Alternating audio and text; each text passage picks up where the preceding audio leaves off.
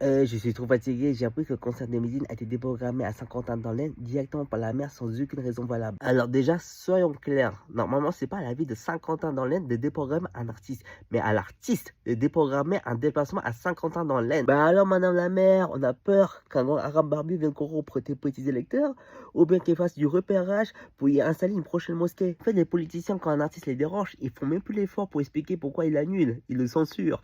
Et en plus, ils donnent des raisons éclatées. Ouais, là-bas, n'arrive pas très bien avec les papiers peints, je suis allergique au couscous. Elle a quand même osé s'expliquer, je cite, le rappeur n'est pas une personne claire sur les valeurs de cohésion, de laïcité et de lutte contre le racisme.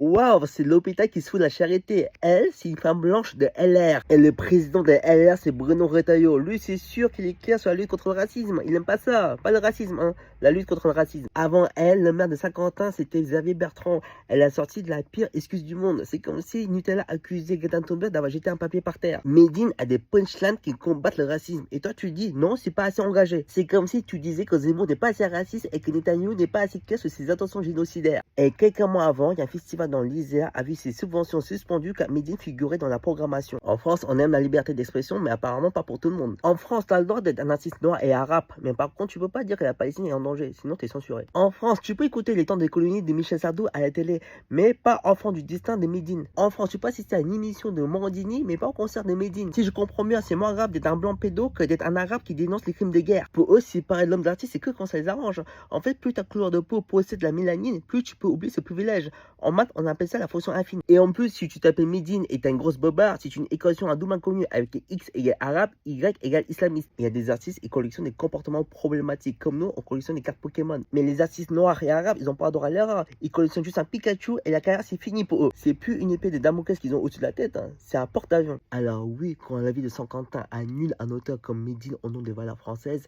c'est le coq français qui y perd une belle plume.